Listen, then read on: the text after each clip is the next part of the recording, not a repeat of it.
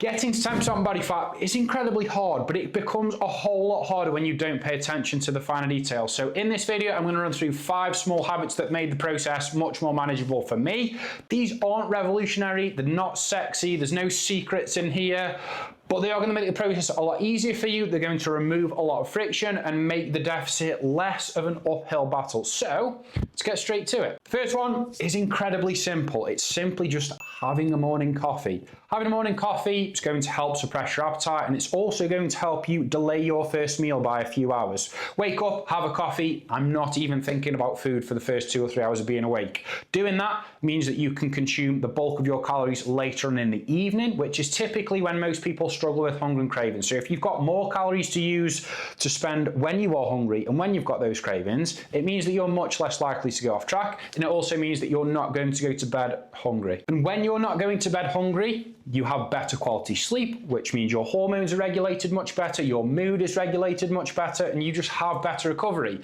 And those things matter so much more than most people realize. Now, I'm going to leave sleep for now because that deserves its own point, but having a morning coffee is where this chain starts. Habit number 2 is going to be consuming high volume, low calorie foods. Now, when we are dieting, we go through 2 battles internally with regard to food. There's a psychological battle, which is the feeling of restriction, the feeling that you're not eating enough food.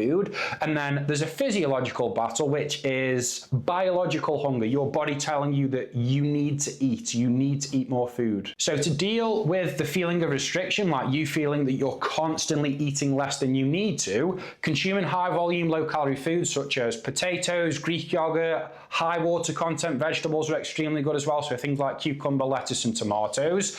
That's going to stop you from feeling that restriction because you're consuming a large quantity of food whilst keeping the calories low. You fill your plate, sit down to eat what looks like a full meal, your stomach stretches, you genuinely feel full, and that psychological feeling of restriction completely disappears because you're no longer restricting your food in terms of volume. You're just eating a lot smarter, choosing the right foods, and you're consuming a large volume of food, which gives you the feeling of being full. Cheeky little tip, if you want a snack in the evening, opt for low-calorie jelly. It's sweet, costs basically nothing in calories, and it's going to stop you raiding the biscuit tin at 10 o'clock at night. You need to remember that the goal when you're cutting isn't to eat as little as possible and to suffer. The goal is to eat as much as possible while staying in a deficit, and eating foods like this, eating smartly, allows you to do just that. Habit number 2 helps to clear that psychological battle. Habit number 3 is to help you deal with the physiological one, the hormone signals that are being sent out to tell your body that you're actually hungry. So,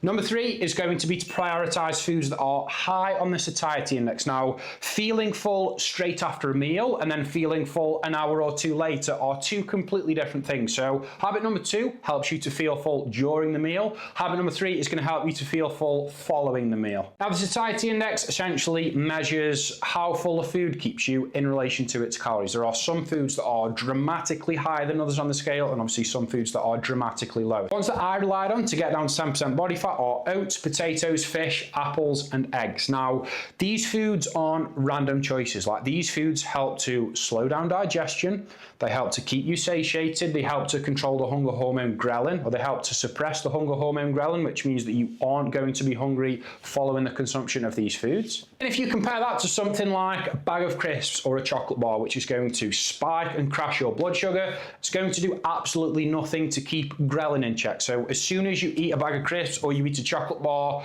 you're literally hungry within 5 minutes and you want another bag. Habit number 4, I cannot stress how important this is. It's to protect your sleep at all costs. Getting to 10% body fat is hard. It requires real discipline over a sustained period of time.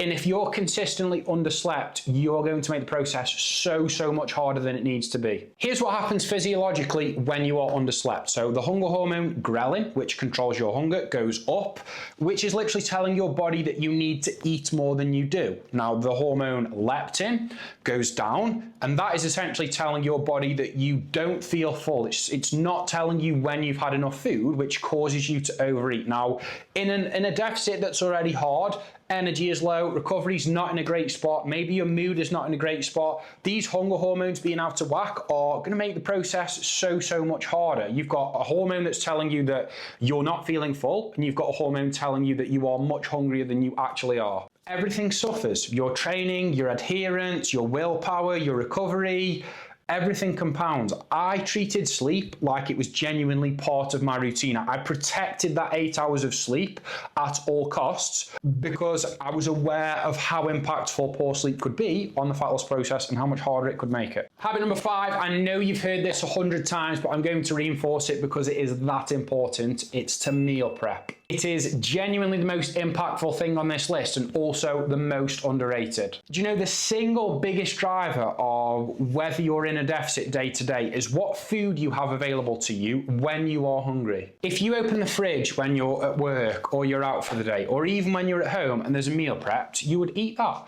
But if you open the fridge and there's no meal prepped, you're making a decision on what you're going to eat whilst you are hungry and whilst you are potentially tired or you've got some cravings. And just due to human nature and human biology, those decisions are almost never the right ones because you're making the decision based off of willpower. Meal prep removes all of that. The guesswork, let me just grab something really quickly because I'm hungry. You don't have any of that. Now, to be honest, you don't need to prep every single meal every single day. But for example, if you do go to work and you're out for the day, just prep your lunches. Just make sure that you can stay on track when you're out of the house when you need to. That changes absolutely everything. So know your calories, hit them consistently every single day.